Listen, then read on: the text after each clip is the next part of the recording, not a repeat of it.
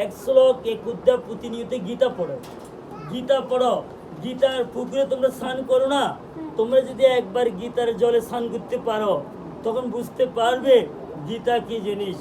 গীতা শক্তি, গীতা ভক্তি, আর গীতা হচ্ছে মুক্তি। এই গীতা যদি আমার সঙ্গে না থাকে আমার ভালো লাগে না। আমি যেখানে যাই এই গীতাকে আমি সঙ্গে করে আমি নিয়ে যাই। গীতা আমার জীবনের পরম বন্ধু, গীতা আমার জীবনের কাণ্ডারি, গীতা আমার জীবনের পথ প্রদর্শক। গুরু ব্রহ্মা গুরু বিষ্ণু গুরুদেব মহেশ্বর গুরুদেব পরম ব্রহ্ম তস্মৈ শ্রী গুরুবে নমঃ। এই যুব সমাজের ছেলে মেয়েরা গীতা কেন চোরামি করো? এই যুব সমাজের ছেলে মেয়েরা গীতা কেন পড়ো না? এই যুব সমাজের ছেলে মেয়েরা মোবাইল নিয়ে ব্যস্ত। গীতা কেন তিতা লাগে?